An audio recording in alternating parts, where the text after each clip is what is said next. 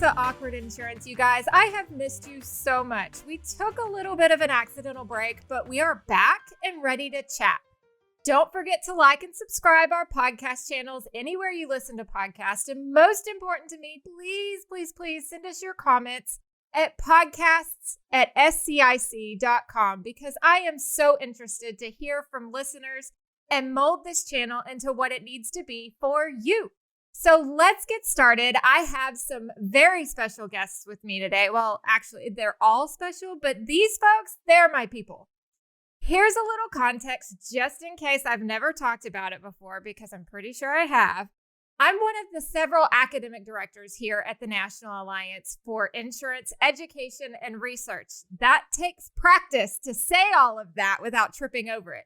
But at the National Alliance, we are here for you, my insurance dorks, as a premier education provider for all things insurance-y to ensure that you are ready to put your best and most awkward foot forward at all times. So let me introduce you to my guest today.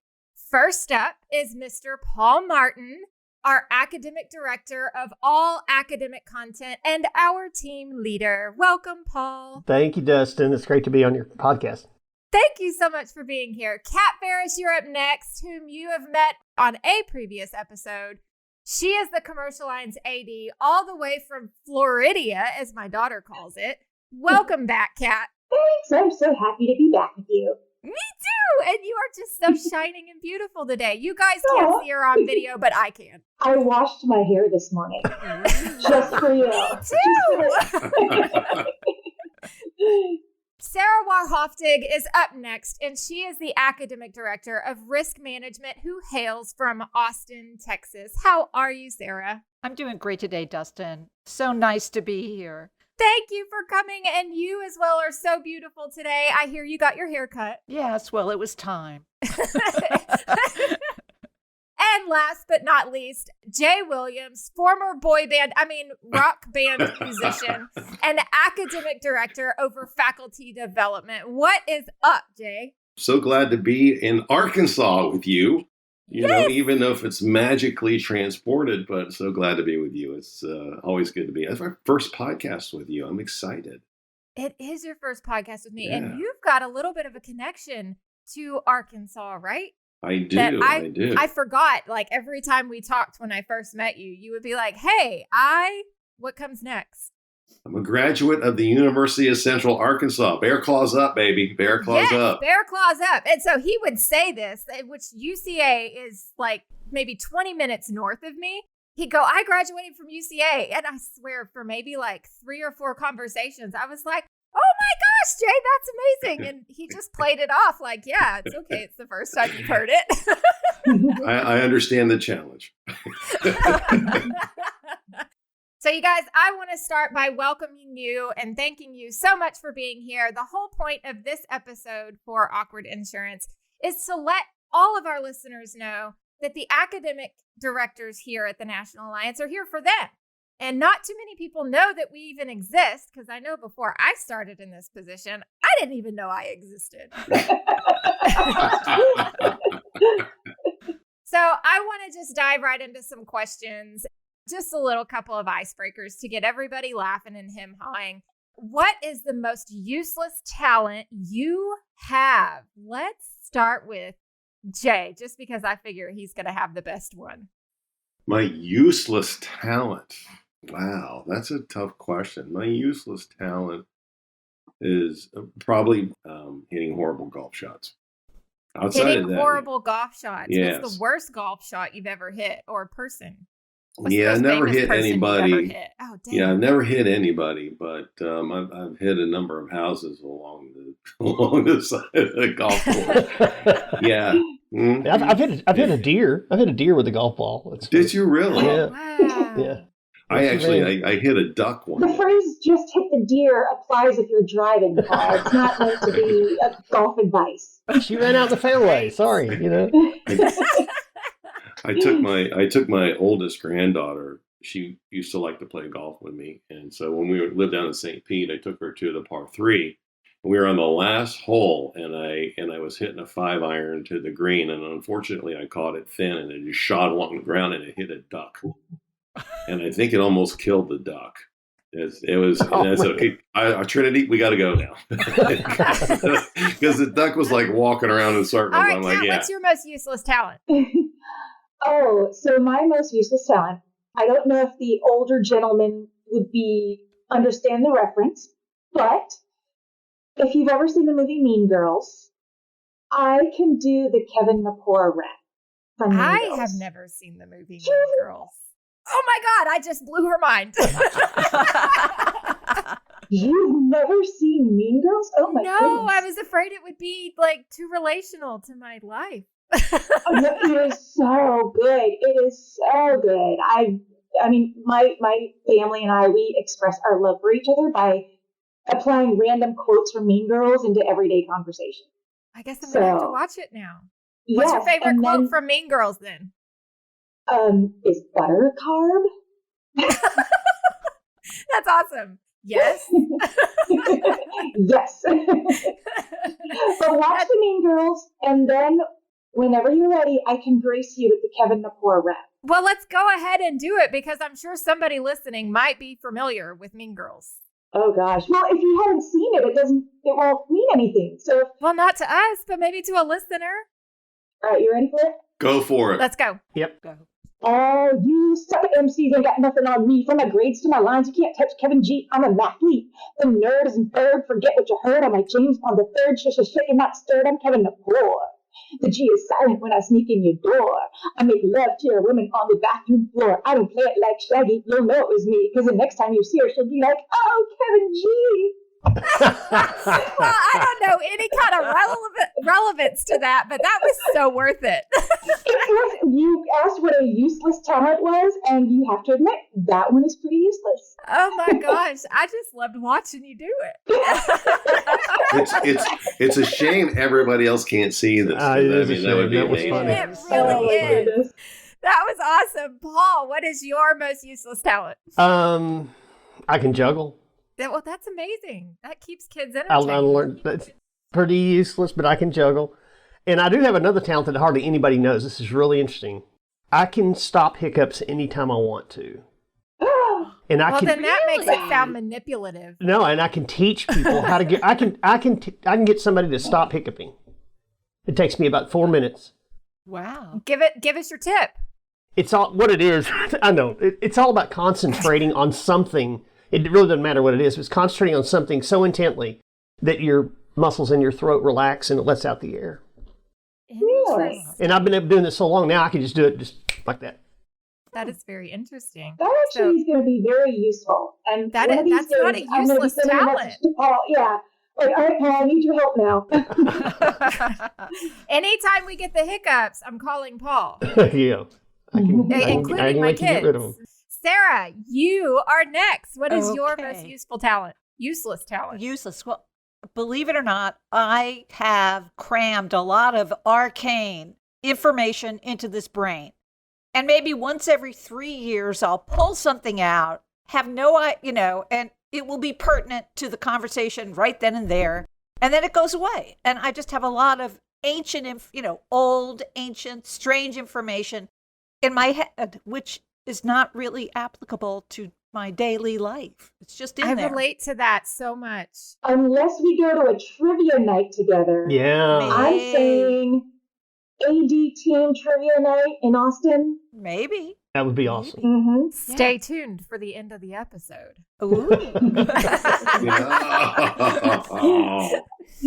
So, in case you guys are wondering, my most useless talent, which is actually useful for me, but useless to everybody else that is around me, is that I cannot smell volatile smells like skunk or super stinky baby poo. Really? Which was awesome when my kids were younger because we lived by the philosophy, if you smell it, you change it.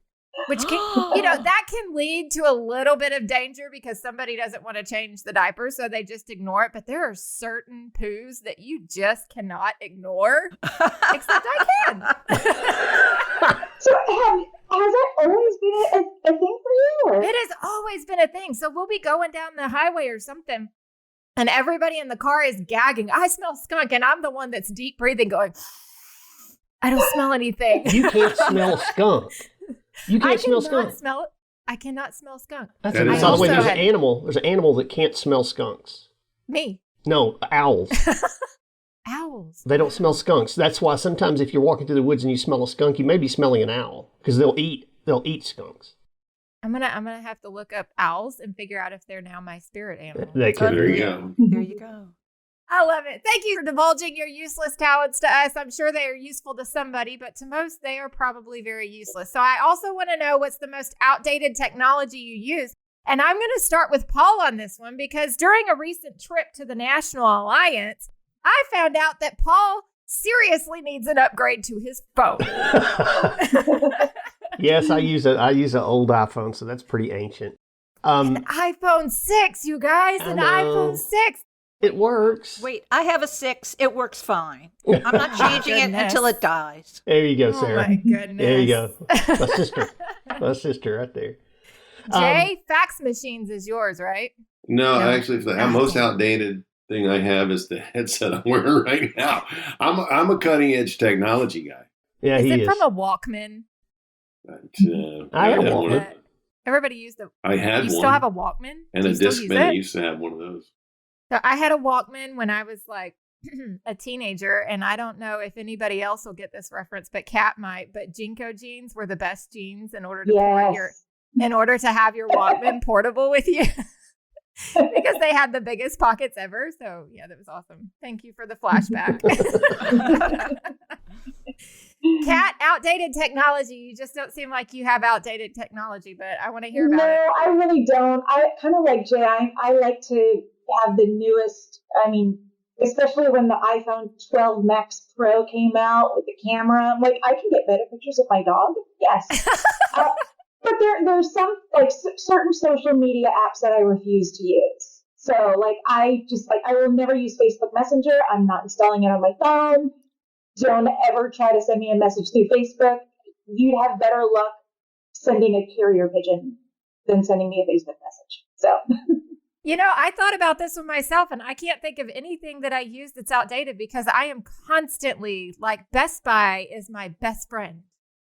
All right, you guys, one more question. Written or electronic notes? Written. Written, Paul. Yes. Both. Kat. Both. I use a little bit of both because I use, and this is not an ad, although maybe we can get some revenue. I use something called a Remarkable tablet. Oh my And gosh, that thing has been on my Facebook forever. I actually have 2 Remarkable tablets. That's how much I love them.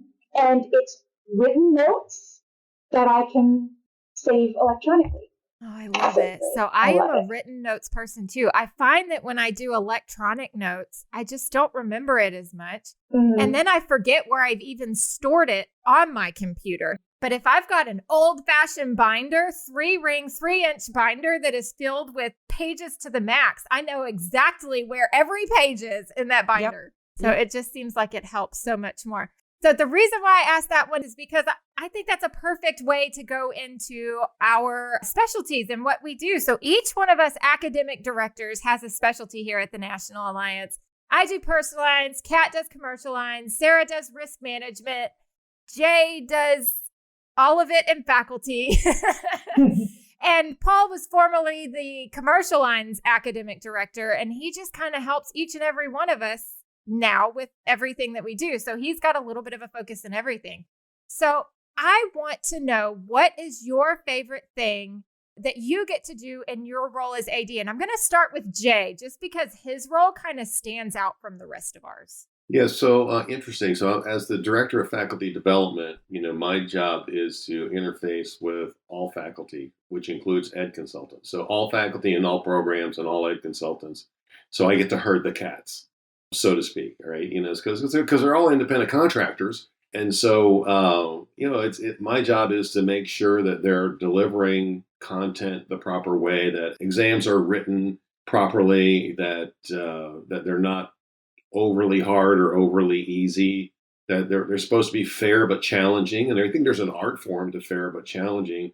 And then I get to find new and develop new faculty members, or take existing faculty members and expand them. It's an interesting job And of course, coming from that side, being an independent contractor, being a faculty member and an educational consultant, it works in my favor and it works against me at the same time. But it's a lot of fun. I enjoy the fact that that I get to interface with everybody. Although sometimes I have to be a little strict in my dealing with certain things and certain issues, but it's a lot of fun. Absolutely. Well, what's your favorite part of your role then? I really think from that standpoint, if I could think of the favorite thing that I do is probably develop new faculty members. I really enjoy that. Yeah, because I get to, so we start the training process, but I enjoy looking at the evaluations that come in, from the mentors. I like looking at the recording, certain spots of the recording, and then, from time to time speak to them and encourage them or give them some pointers or be able to tell them that you're doing a fantastic job. Awesome.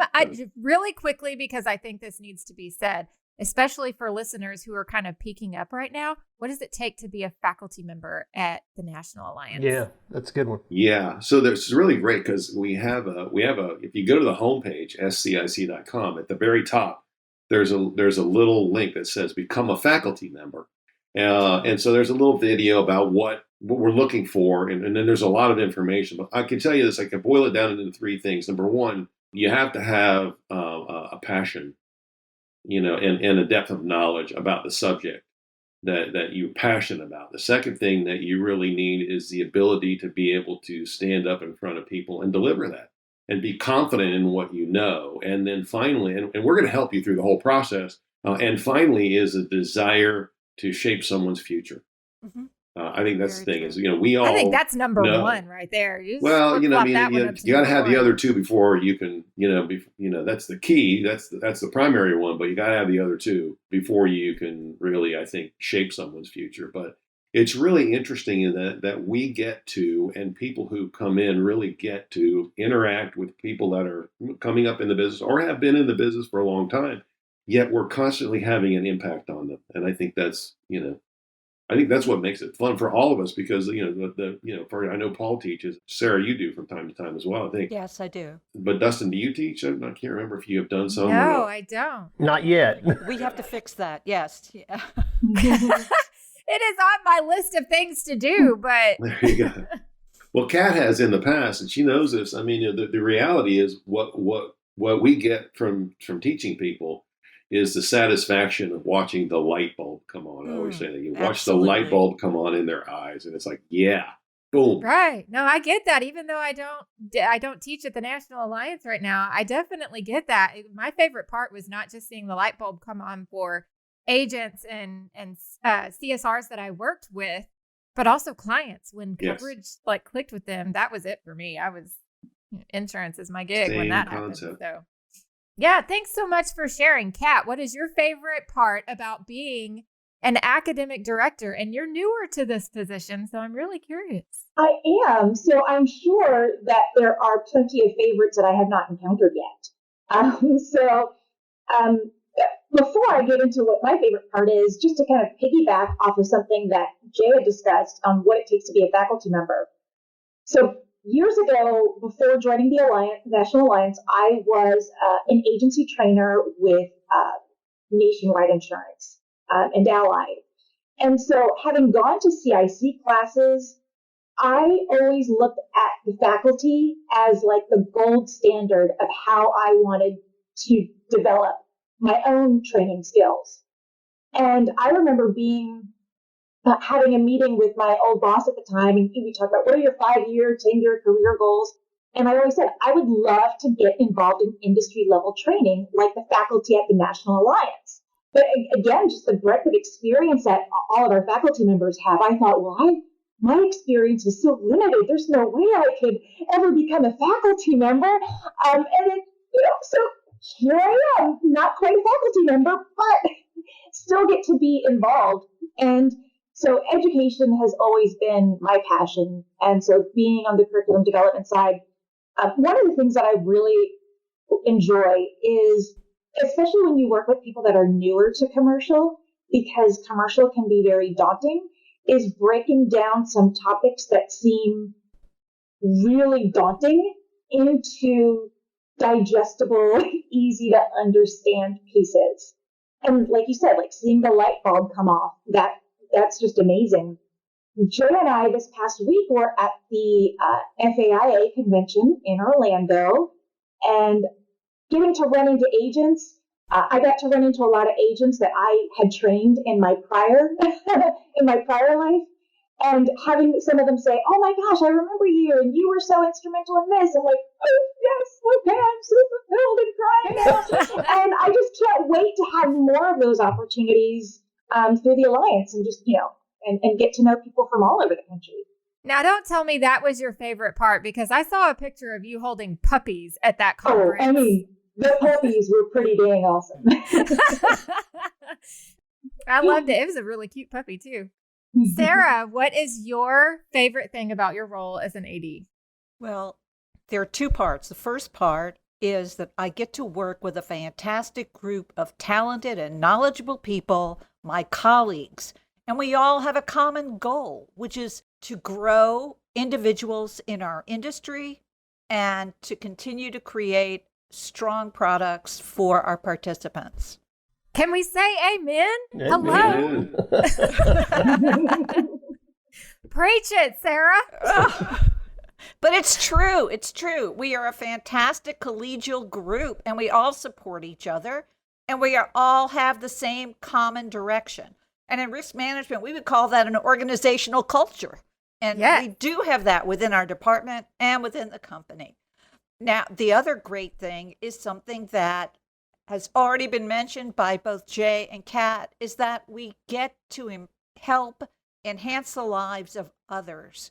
And that light bulb, that click is so rewarding. And what's really important about education to me is that you give it away, but you lose nothing. You only build by sharing your knowledge and information. So information may be power, but it's ours to share. Oh, I'm writing that down. That's Thank really you good. so much for sharing that, Sarah. Yes. Paul, what is your favorite part about being the team leader of academic development? Sarah stole my thunder. It's being able to work with really talented, super nice, committed people that are humble and smart. And I just love that. One of the other things I really enjoy, and this is not just in this role, but I've enjoyed it my whole career. You get some random agent out there in Maryland or Oregon, or doesn't matter, and they're kind of stuck. They got an account and they're stuck. And like you, Jay, I know you've done this. They're in a situation where they don't know what to do next, or what they could do next to solve problem X. And when I find out, I'll call them, and we'll talk on the phone for 10 or 15 minutes about that issue. And I'm just giving them ideas. I'm just sharing what I know. And at the end of that call, when they say, "Paul, I cannot tell you how much I appreciate this." Just that feeling of knowing you rescued somebody at the last minute on something really important to them. And sometimes it's just something they were forgotten or unaware of. And I always love it at the end when they say, "Can I keep your number?" I said, "Of course you can. Put it in your phone." But making it, I know that sounds really corny and inefficient, but it's making the difference in that one person's life at a moment that they really needed somebody to come through for them. And you come through and they appreciate it. And that's my favorite thing. That makes me feel like $1 million. I'm going to reiterate that. That's one of my favorite things too. And I think, being one of the newer academic directors as well, and not too far from being in an agency, that was true of clients too. And that's what makes insurance agents, like that's what sells us on this industry, is when somebody calls, we sell the insurance, but what we live for is when they call us needing help and we are actually helping, and the product that we sold them is actually beneficial for them because we sold it the right way with the right information and, to the best of their needs. When somebody calls and you get to help them at their time of need, it's an amazing feeling to have. So I'm going to reiterate that one. And I look forward to having those as well. When somebody has a question or sends an email, and I get, I'm going to go a little nerdy here for a second, because my favorite part is when somebody sends me a copy of another company form and it's not, just ISO stuff, and I get to figure out what coverage is underneath that form because it's different from ISO and different from the next carrier. And I'm like, that's a good one. It's like finding an interesting coverage that you're just like, man, I wish I could be insured with that company. That's my favorite part. I love being able to see somebody say, I'm not sure how this coverage applies. And I look at the form and I'm like, well, that's a good one right there. I saw a form once and I'm going through the named perils section. And one of the named perils in this form was wild bears. Was a named peril. Ooh, I was like, yes. but what about domesticated bears?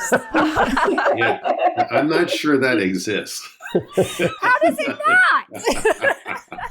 So I think I went around like telling everybody about wild bears. This company has wild bears as a named peril on their policy because that was they needed that coverage. Well, yeah. I mean, if I want to know who they're selling to. So I watch all of these Survivor, Alaska shows, all those people, and their bears are constantly destroying their premises. So if you're in the Northwest, it's a real potential. Let's put it that way. It's real. So I just have to wonder, how do they classify it as a wild bear? What if somebody tried to raise a bear and it was kind of domesticated and they released it into the wild? Bear is going to be wild if you piss him off. So that's fun. You guys, we have so many different programs here at the National Alliance that it is still taking me time to figure out what belongs where and what we still have. And this is after a year. It took me a while to figure out everything that we have. We have so many programs. So I want to know each one of your favorite National Alliance programs. And by program, it doesn't just have to be the designation, but maybe a specific course within that designation. And it doesn't have to be within your own area of expertise either. Sarah, let's start with you. Oh, my goodness. Well, first of all, what I really like about the National Alliance is that we're constantly bringing forward education, whether we do it through resources, through a podcast like this, or we have an article on the website. So it's not necessarily designation education. It's well-rounded, and I just enjoy getting different perspectives from different people, bringing in new knowledge, and then incorporating it into something that I might do as an academic director. So as for a particular course, well, I can't say I have had my hand in too many of them. So now you lead which designations? Or not designations, which courses again? Okay, the Certified Risk Manager courses, the Certified Personal Risk Manager courses, the Certified School Risk Manager courses, and then the CISR 1 course, Elements of Risk Management. Wow. Yeah. You're a busy lady. She is. Does a great job. Well, I'm currently in the you. middle of the CPRM courses, and man, they are challenging. Oh, Just yes. a little bit. Well, because the coverage, all of the coverage pieces are, to me, very challenging. Right, because there's not ISO forms for No. high net worth. No, there So you're are no having ISO to explore concepts from different insurance carriers. So there's a lot of, this carrier might have this. Well, it doesn't, I don't think it names carrier specifically, but it's like one carrier might have this, another carrier might have this, or you might see it this way, or you might see it this way. And my brain just goes, pick one. Let's just focus on one.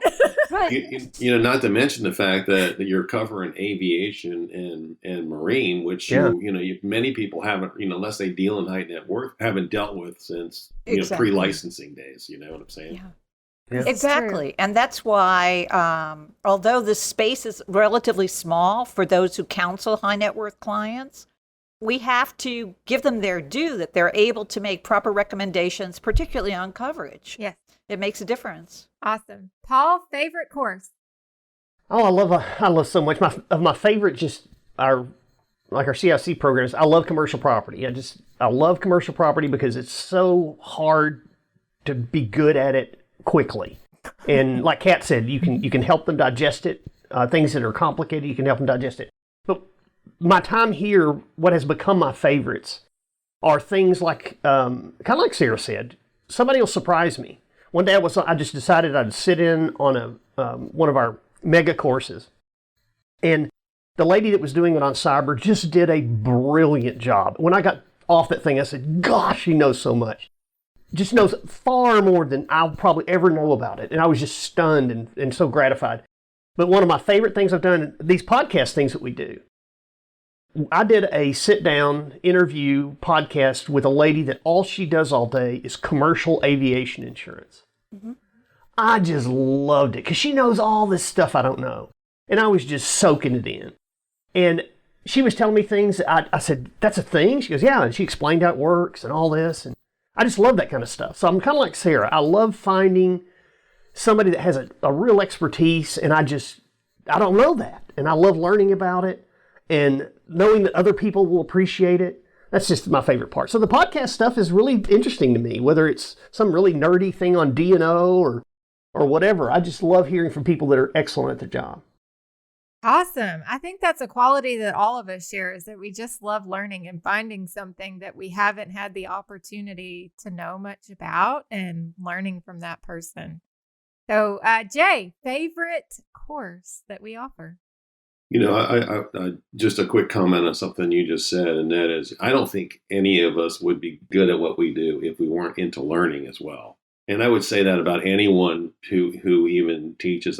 Many of my friends that are faculty members will all say that the day that they stop learning and the day that they think they know everything that there is to know, or the day that they need to walk out of the classroom and put down the teaching and find something else to do or retire. You know, there's so much that we do that I enjoy. You know, I think Paul, you know, with Paul mentioning the podcast, and I think about the podcast series that I did, that was a lot of fun.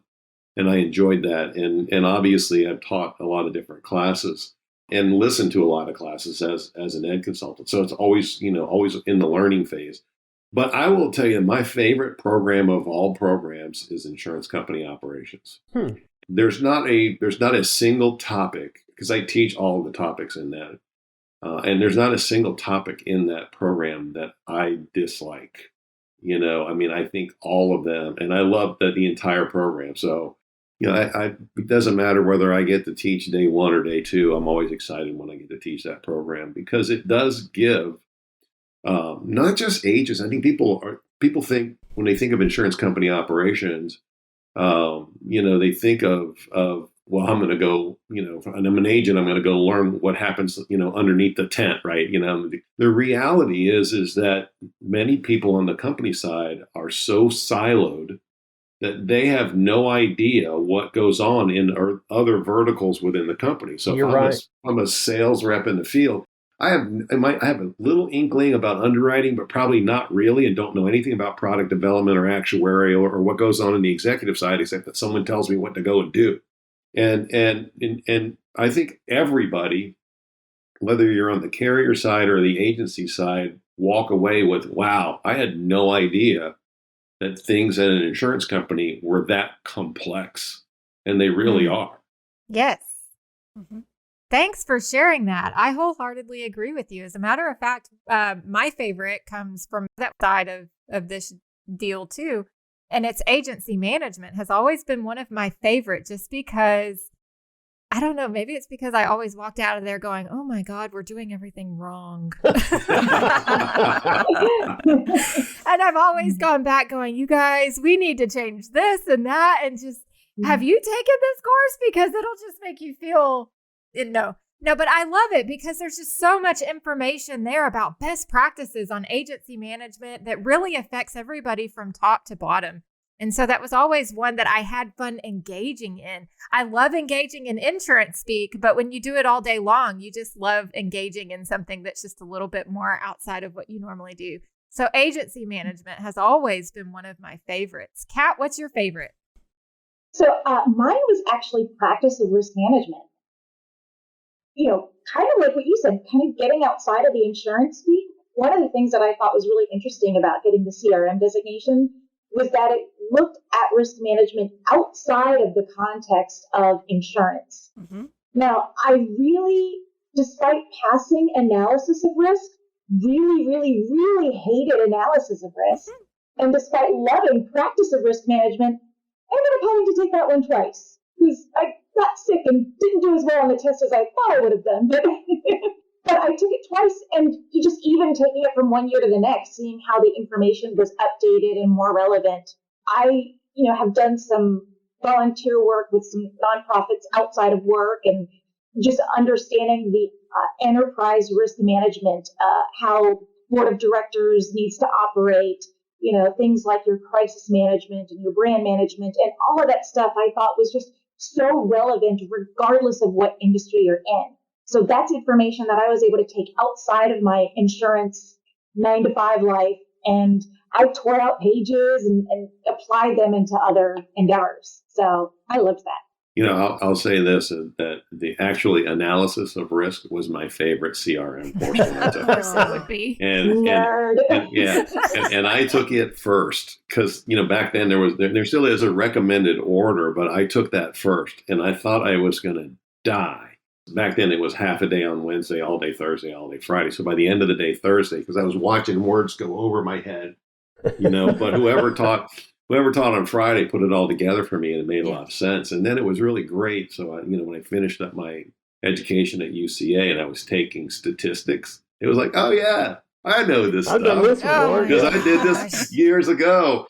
I would love to take that course, but just because of the way you guys talk about it and how much I hated statistics in college, I just don't think I'm gonna. We're revising it this year, and Jay and Paul are part of the team. So our goal for analysis is to teach why we do something, not how we do it. I love that. So you understand the process, but you don't have to recreate it for the exam. That's awesome. So we're trying. That might be my next update, so that because I don't have to worry about an exam, maybe I can actually learn it without stressing. Has anyone ever taken the exam even though you didn't need to, just to see if your knowledge is still up to par? Why would you do that? Exactly. Because you're always striving to test yourself and be better? I can test myself without having to take an exam. No, I'm just curious. I mean, I've thought about it, but I've never done it either. Well, I had one experience that really helped me. I had a participant call who's having a lot of trouble, and I hadn't taken analysis for quite some time, and I just walked her through the notebook, or what we're calling the learning guide, and I was explaining the notebook to her and explaining the calculations, and I felt great. Okay, you still, not only did you know it for the day of the exam, you still know it, and you still have a good grasp of it. And I think that's the most important thing that we can do here at the National Alliance, is to make sure that people have something solid to take away.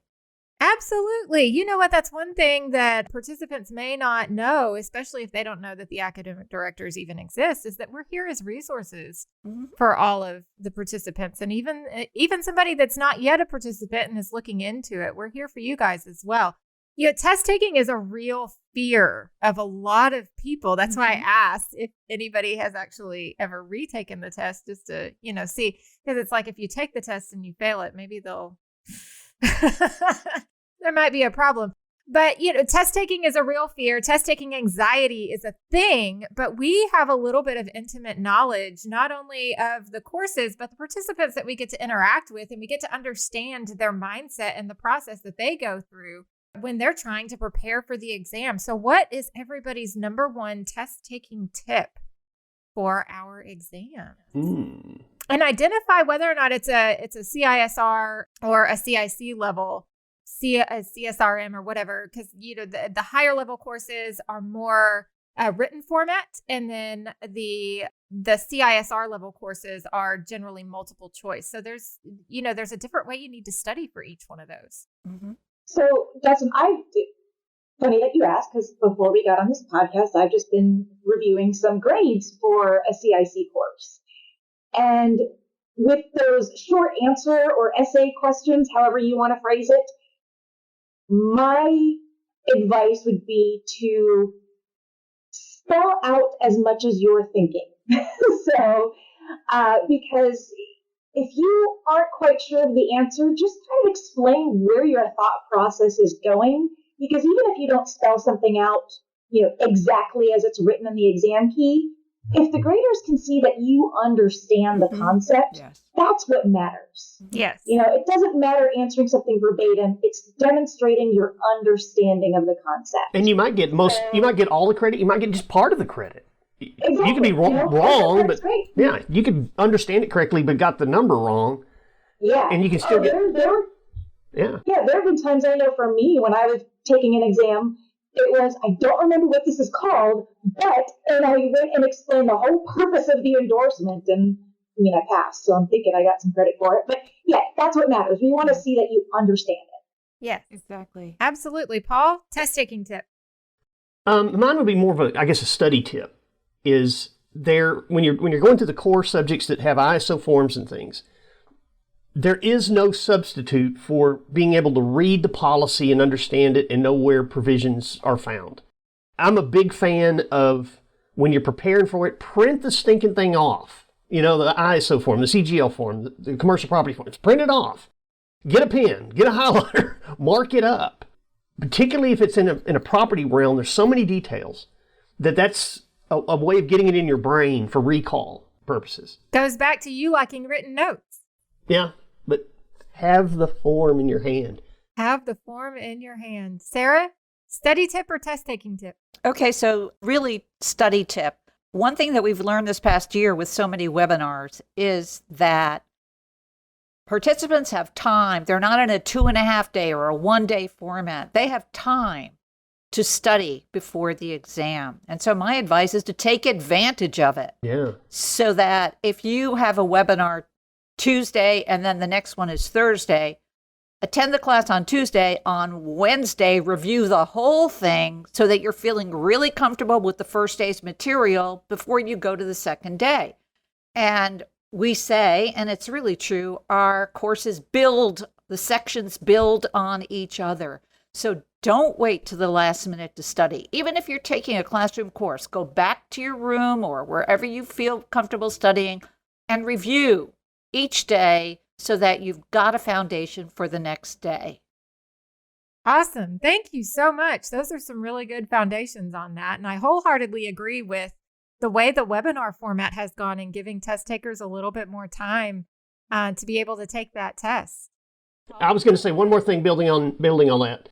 I would hope that anybody that comes to one of our programs says, I know that's the right answer, not because that faculty member said so, but because I can read. Because I can read. I can read. I mean, because there's so many times I've caught people and I said, well, what does it say though? And they'll read it again and go, oh, yeah, I can read. I can understand don't go to the school of Paul Martin said, go to the school of I can read. That's awesome. Jay, what is your favorite or best study taking tip? I'll give you a study and an exam taking tip. So I think what's important. No one should study the way I study because I walk around the room and lecture myself as if I'm the one that's teaching. That's the only way I can study. I can't study in a study group because I become the teacher, and it's just my study methodology is completely different. I would tell you this. I tell students this all the time, participants in an exam briefing, don't go back to your room and study right now. Go get something to eat, and decompress. You go give your brain a break, right? And then go study. And by the way, don't stay up late studying because all you're doing is you're killing it, right? You can study too much. You overstudy. You can, and then the language starts getting twisted around in your head, and you're like, wait a second. And then when it comes to exam time, I always tell them, take a deep breath and relax. I mean, your brain is a muscle, just like any other muscle in your body. So if I'm a baseball player or a football player or a golfer, if the big muscles are tight, nothing's going to work right. So I have to take a deep breath and relax. And when you feel yourself, if you're in the learning management system and you feel yourself pounding on the keyboard, take your hands off the keyboard and take a deep breath and relax. If you're pressing and in the classroom and you're writing on an exam and now you're indenting all the way through 20 pages of material, you're probably a little stressed. So put the pen down, take a deep breath and relax. I mean, I tell people this in class. The second CIC exam I ever took, I finished the questions on the first page and flipped over to the second page, and I looked at the questions on the second page, and my mind was completely blank. And then I just looked at it for about 5-10 seconds, and I said, I don't know the answer to this. So I just went to the back of the exam, and I went from the back to the front, and I unpacked my mind, and when I got to question 2, the answer came out. So sometimes it's just a matter of relaxing. Sometimes it's a matter of unpacking your brain. But, we say there's about 6 minutes per question. If there's 20 questions on an exam, you have 2 hours or 6 minutes per question. If there's 19 questions, it's 6.33 minutes per question. And so, you got plenty of, you got plenty of time. He said he likes statistics. Right? And so if you knock a question out in 2 minutes, well, you just got 4 extra minutes. And so don't waste time on a question that you don't know the answer to. Move on and come back to it. Absolutely. Good I advice. love that one. Yeah. No, here, mine is going to be a test taking tip. And I think it goes back to the school of I can read. Now that Paul's identified that specific school. Mine is read the dang question. Read it and make sure that you understand the question. This goes all the way from our high school programs up to our CIC and higher. When I get students or teachers that say, I've had this number of students that just aren't doing well, I don't even really have to say, you need to study more, because that's just going to what? I studied hard already. Read the question. Make sure you understand what that question is asking, and then read the answers. Don't just pick the first one that you think is the right one, because there might be clues in the other answers that trigger something in your brain that's going to make you go back and read the question because you don't understand why the answers are ordered the way they are, worded the way they are. Well, Dust, I think you bring up a valid point, and that is that, for example, in a CIC institute where you have 6 minutes a question, take your time reading the question. That's my number one flaw. Yeah. Is, I'm going to be the first one done. And there are people who finish 2-hour exams in an hour. Yeah. And everybody else gets all upset because, wow, they're done. Well, and if you're sitting in the classroom, Jay, oh my God, this stresses me out. If somebody gets up and I'm like, why are they done and I'm not? And see, my problem is I read too fast. And so I can read words into or out of a question. And so if you take your time and the point that you're making, take your time and read the question, and you understand what the question is asking, you'll be much more likely to properly answer it. Yes. Take your pencil and either underline or circle certain words that are there might be all of these are true except, or, whatever it is. Highlight some of those action words that just really point to which answer you need to be looking for. Because you might have read it and you might have seen the word however or except or but then as you start reading the answers, you forget that you're supposed to be looking for the wrong answer rather than the right answer or whatever it is. So, circle those and underline. That's my number one test taking tip. And when I've given that tip, especially at the high school level, it seems like we get a lot more that start passing because they're like, oh, I was just so, overwhelmed trying to think about what the right answer was. I wasn't even paying attention to the question or a specific word in the question that just helped point you to the answer a little bit faster. So, all right, you guys, those were some great study tips. And now we're just going to relax a little bit more as we get to the end of this podcast. And we're going to play a trivia game. This one's going to be true, false, and our silent partner and producer in the background, Mac, has given me some questions that I do not know the answers to, so I get to play this game too. I'm going to ask some questions, and then at the end of it, we're going to see who is right. So again, true or false? All right, question number 1. America Ferrera had her teeth insured by her sponsor, Aquafresh, for $10 million. True or false, Kat? She's got lovely teeth. So I'm going to say true. All right, Paul? False. I don't even know who that is. Is that false teeth? She's every day, isn't she? False teeth. Yeah. Sarah? I'm going to say true. Jay? I'm going to say true. And I'm going to say true as well because she has some beautiful teeth. All right, Mac. What's the answer? Wow, Mac says they're true. So we have Kat, Sarah J, and myself as true. All right. Next question is, an accident on the set of Flying Nun forced Sally Field to take a pay cut to help pay for increased insurance. True or false? Kat? I'm gonna go with true. I don't know why. Just seems like something Sally Field would have to do. Flying Nun. Is that a movie? It was a No, really that good was a TV show. It's way before TV your show. day. and she could fly. Her habit, Well, I figured that much. Yeah. Paul, true or false? I say true. Sarah? I say false. False. Jay? I'm going to agree with Sarah and say false. I'm going to say false as well. I just can't imagine that they would have her take a pay cut. I need more information. Was she the cause of the accident? Very good question. I seem to remember that in the news them having an accident on the set from her flying around. But that's not her fault. But that's not her They fault. stuck her Hey. up there. So I'm sticking with false. Mm-hmm. All right, Matt, what's the answer? Yeah! Winner, biscuit dinner. Not chicken dinner. All right, moving on. Starbucks pays more for employee health insurance than it does for coffee. That's a good one. Kat, true or false? I'm gonna say true. True. Me too. I'm going to say true. True. Paul is true. Sarah? True. Sarah's true. Jay? I'm going to say false. False. Way to be an outlier. Pays more for health insurance than they do for coffee. You know what? I'm going to go with true on this one too, just because I figure since they're so big, they get coffee in bulk and all their products and stuff. So I'm going to go with true too. I'm going to try and be logical about this. Mac, it's true. Wow. Winner, winner. All right, so Jay, sorry.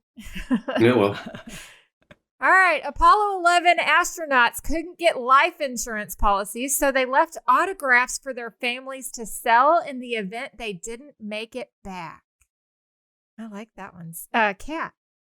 Oh gosh. It seems like it could be true, but I'm gonna go with false, just because I haven't said false.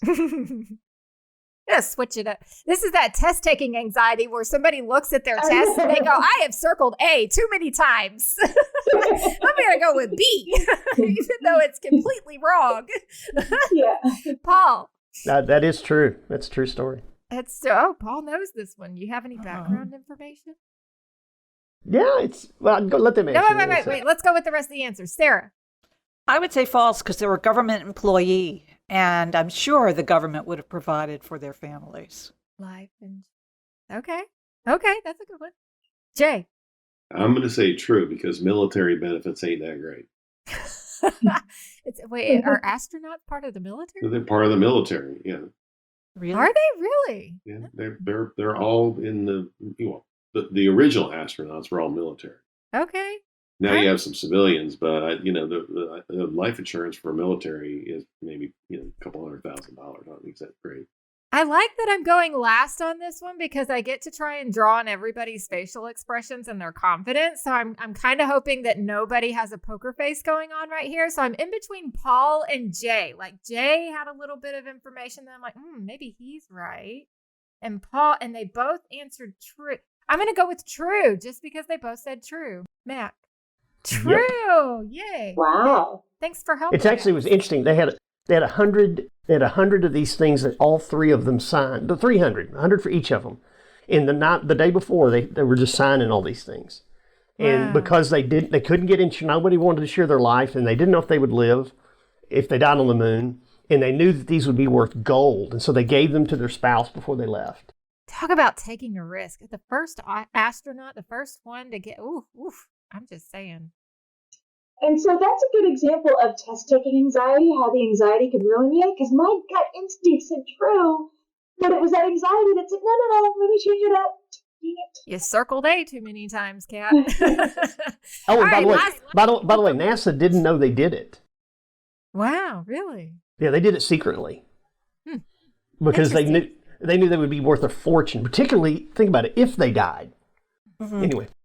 Last question. Elton John had to remove a baby grand piano from his private plane because his insurance policy at the time would not cover it.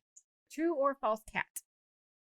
I'm going to say false because I feel like with E&S markets, you can insure anything for the right price. Paul? I'm going to say true. And Sarah? True. Jay? I'm going to say true. Ooh, I'm going to go with Kat on this one just because I feel like even if it wasn't insured, Elton John would have been like, I don't care. I'm keeping my piano on the plane if he had a piano on the plane. That's question number 1. Did he actually even have a piano on the plane? But I'm going to go with false with Kat too. Mac, what's the answer? False! Oh! Yes! I wish we knew the logic behind some of these. All right, Mac, who is the winner? You're keeping tally in the background. Woo! I'm the winner. I'm sorry. I should.